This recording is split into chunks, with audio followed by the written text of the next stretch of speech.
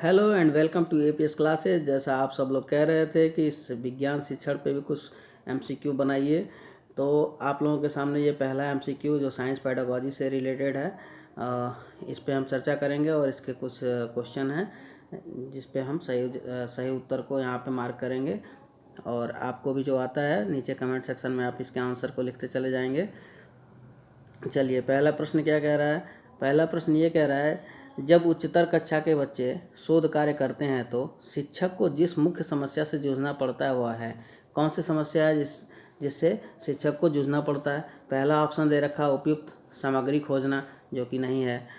Internet पर विद्यालय के पुस्तकालय में समय का सूचीकरण करना, ये भी ऑप्शन नहीं होगा। तीसरा ऑप्शन क्या दे रखा है, पब्लिक पुस्तकालय का सहयोग प्राप्त करना। ऐसा नहीं, ऐसे ये कोई समस्या नहीं, यहाँ से तो बच्चे जाके पढ़ ही सकते हैं। चौथा ऑप्शन क्या दे रखा है, बच्चों को नकल करके विश्वकोश और पुस्तकों के शब्द से उतारने से रोकना एवं प्रभावी तरीके से उनका मार्गदर्शन करना। तो ये ऑप्शन नंबर 4 यहाँ पे करेक्ट हो रहा है, यानी कि पहले क्वेश्चन का जो सही जवाब होगा ये ऑप्शन नंबर 4 है। चलिए अगले सवाल पर चलते हैं। अगला सवाल क्या कह रहा है, विज्ञान एवं तकनीकी के संदर्भ में निम्नलिखित में कौन सा सर्वाधिक उपयुक्त है। कौन सा सर्वाधिक उपयुक्त है, यहाँ कुछ स्टेटमेंट दिए गए हैं, ये कौन सा सबसे ज़्यादा उपयुक्त है किसमें, विज्ञान एवं तकनीकी के संदर्भ में। तो यहाँ पढ़ेंगे। पहला ऑप्शन दे रखा है, विज्ञान वैज्ञानिक पद्धति का अनुगमन करता है जबकि तकनीकी ऐसा नहीं करती, ऐसा नहीं होगा। दूसरा ऑप्शन क्या दे रखा है, यह मुक्त अंत वाला है जबकि तकनीकी लक्षणमुखी है, ये भी नहीं होगा। तीसरा क्या कह रहा है, विज्ञान तकनीकी की तुलना में ज़्यादा सृजनात्मक है, ये ऑप्शन सही हो सकता है, सही होगा। चौथा ऑप्शन क्या कह रहा है, यह प्राचीन काल में उपस्थित था जबकि तत्कालीन नहीं है, तो ऐसा है नहीं, तत्कालीन में भी है और प्राचीन काल में था। तो यहाँ पे जो क्वेश्चन नंबर 2 का जो ऑप्शन 3 है ये करेक्ट हो रहा है। चलिए आगे चलते हैं। प्रश्न संख्या 3 क्या कह रहा है। प्रश्न संख्या 3 कह रहा है, विज्ञान के नियमों और सिद्धांतों के विषय में निम्नलिखित में से कौन सा कथन सत्य है। यहाँ पे 4 कथन दिए हैं और पूछ रहा है कि कौन सा सत्य है विज्ञान के नियमों और सिद्धांतों के विषय में। किसके विषय में, विज्ञान के नियमों और सिद्धांतों के विषय में। तो पहला ऑप्शन दिया है, नियम दृष्टिगोचर तथा संबंधों के साधारण कृत्य वर्णन है। नियम जो हैं दृष्टिगोचर तथ्यों में संबंधों के साधारण कृत्य वर्णन है और सिद्धांत दृष्टिगोचर तथ्यों के स्पष्टीकरण। यहाँ कह रहा है कि जो नियम है वो साधारण कृत्य वर्णन है और सिद्धांत जो है वो दृष्टिगोचर तथ्यों के स्पष्टीकरण है। अगला पॉइंट क्या कह रहा है, वैध ठहराए जाने पर सिद्धांत ही नियम बन जाते हैं। तीसरा ऑप्शन क्या कह रहा है, सिद्धांत की बलजीत विज्ञान में मिलते हैं और नियम केवल भौतिक विज्ञान में, ऐसा भी नहीं है। चौथा ऑप्शन क्या कह रहा है, चौथा ऑप्शन कह रहा है सिद्धांत और नियम एक ही है और एक ही प्रकार करते हैं। सिद्धांत और नियम एक ही है और एक ही प्रकार करते हैं सिवाय इसके कि नियम सिद्धांतों का संक्षिप्त रूप है। तो यहाँ पे जो हम देख रहे हैं ऑप्शन नंबर 1 है, ये सही है कि नियम दृष्टिगोचर तथ्यों के संबंध में साधारण कृत्य वर्णन है और सिद्धांत तथ्यों का स्पष्टीकरण है। तो सिद्धांत हम उसे कहते हैं जो स्पष्टीकरण करके एक थियरी बना दी जाती है, वो सिद्धांत होता है। ठीक है, इसलिए यहाँ पर ऑप्शन नंबर 1 करेक्ट हो रहा है। चलिए प्रश्न संख्या 4 को देखते हैं। प्रश्न संख्या 4 क्या कह रहा है। प्रश्न संख्या 4 कह रहा है, वैज्ञानिक ज्ञान के बारे में निम्नलिखित में से किस से आप सहमत नहीं होंगे।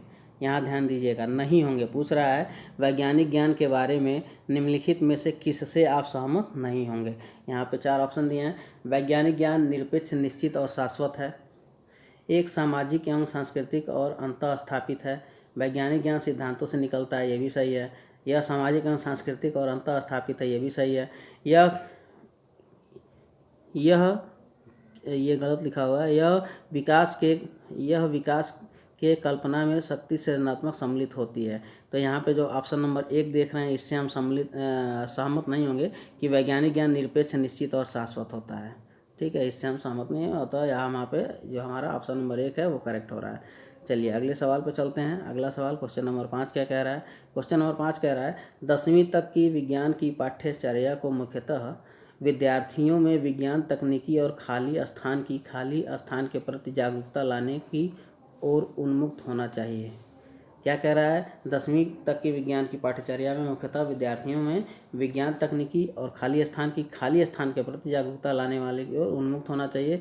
यहाँ पे कौन सा सही होगा, तो यहाँ पे जो हमारा सही हो रहा है अंतः संबंधों और समाजों का।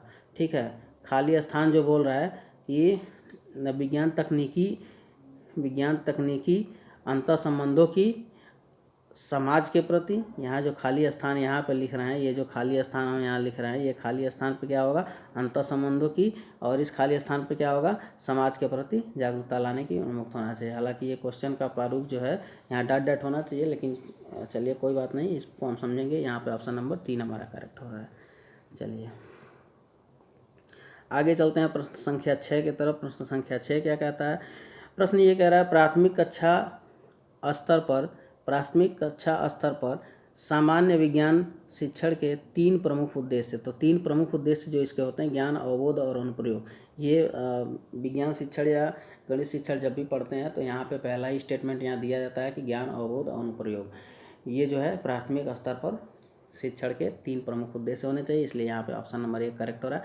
और देखें और क्या ऑप्शन दे रखा है, कौशल, रुचियाँ, एवं वृत्तियाँ, ये नहीं होगा। योग्यता, प्रशंसाएं एवं अवकाश काल का सदुपयोग, ये भी नहीं होगा। उपरोक्त में से कोई नहीं, ये होगा ही नहीं। तो इसलिए ऑप्शन नंबर यहाँ पे 1 जो है वो करेक्ट है, ज्ञान, अवबोध और अनुप्रयोग।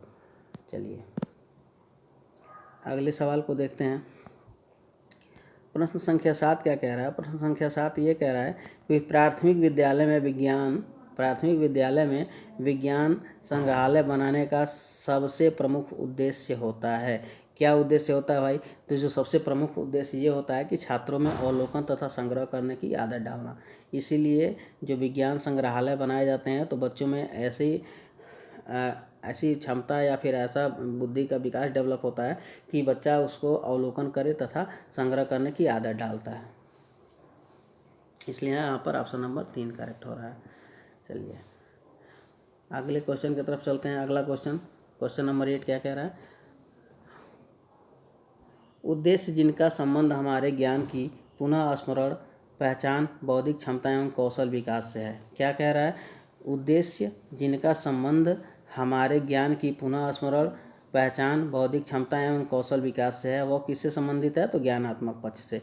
ज्ञानात्मक पक्ष से संबंधित है। क्या संबंधित है ज्ञानात्मक पक्ष से?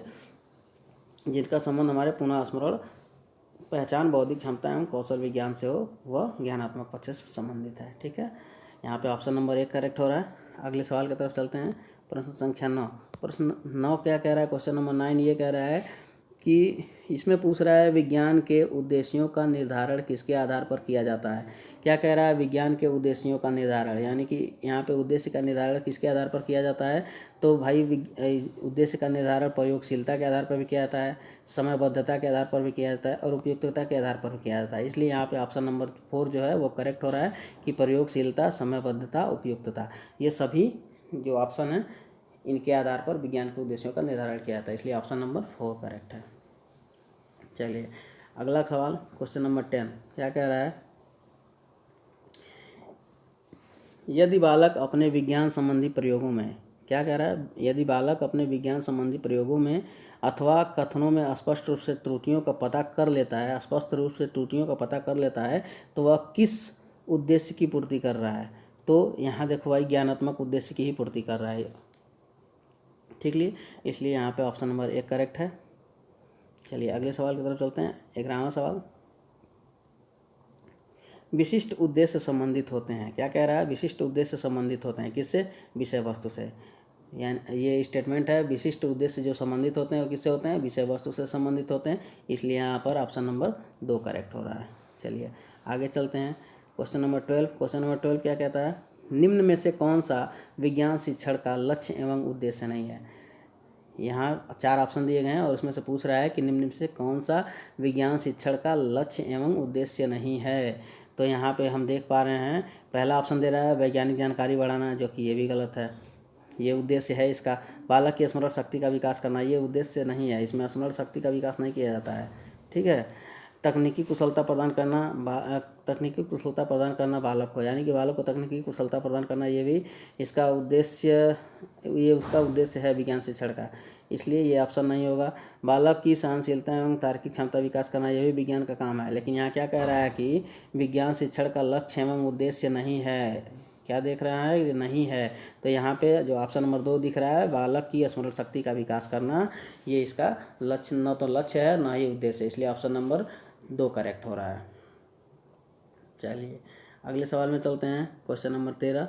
इसमें क्या कह रहा है, शिक्षा के उद्देश्यों की ज्ञानात्मक पक्ष में सम्मिलित हैं। शिक्षा के उद्देश्यों की ज्ञानात्मक पक्ष में सम्मिलित हैं। क्या सम्मिलित है भाई, अवबोध सम्मिलित है। इसमें जो इसका अवबोध होता है, इसमें बोध होता है, वही इसका ज्ञानात्मक पक्ष में सम्मिलित होता है। प्रतिक्रिया होगा नहीं, स्वाभाविक कारण होगा नहीं, चरित्रीकरण होगा नहीं। देखिए यहाँ पे गलत लिख दिया है, कोई बात नहीं, यहाँ पे ऑप्शन नंबर 1 करेक्ट हो रहा है।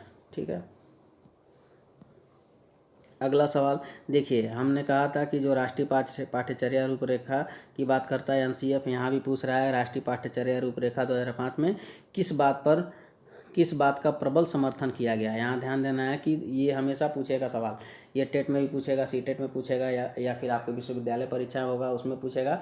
ये फिक्स है कि राष्ट्रीय पाठ्यचर्या से सवाल आना ही आना है कि उच्च प्राथमिक स्तर पर विज्ञान शिक्षण को क्या क्या क्या क्या समर्थन किया गया, किस पे ज़्यादा बल दिया गया। पहला ऑप्शन क्या कह रहा है, शिक्षार्थियों को प्रतियोगिता परीक्षाओं के लिए तैयार करना चाहिए। चलो भाई, संवेगात्मक रूप से संतुलित बनाने में शिक्षार्थियों की सहायता करना चाहिए। अगला ऑप्शन क्या दे रहा है, अगला ऑप्शन दे रहा है आपका संगणना कौशल अर्जित करने में विद्यार्थियों की सहायता करना। ठीक है, उसके अगला ऑप्शन क्या दे रहा है, विषय सीखने के लिए रचनावादी उपागम का अनुसरण करना। तो ये जो हमारा ऑप्शन नंबर 4 है ये करेक्ट हो रहा है। सारे के सारे मिलते जुलते हैं, लेकिन यहाँ पे जो अप्रोप्रिएट आंसर है वो ऑप्शन नंबर 4 है कि विषय सीखने के लिए रचनावादी उपागम का अनुसरण करना। ये एनसीएफ 2005 इस पर बहुत ज़्यादा बल देता है। एनसीएफ 2005 जो है ये बहुत ज़्यादा बल देता है, बहुत ज़्यादा समर्थन करता है। किसकी, ये समर्थन करता है कि विषय वस्तु को सीखने के लिए रचनावादी उपागम का अनुसरण करना। ठीक है, इसलिए ऑप्शन नंबर 4 करेक्ट हो रहा है। इसी प्रकार से और भी सारे आपके सामने एमसीक्यू आते रहेंगे। जुड़े रहिए हमारे चैनल के साथ। लाइक करिए, सब्सक्राइब करिए, शेयर करिए, अपने दोस्तों को बताइए। ठीक है, जय हिंद, जय भारत।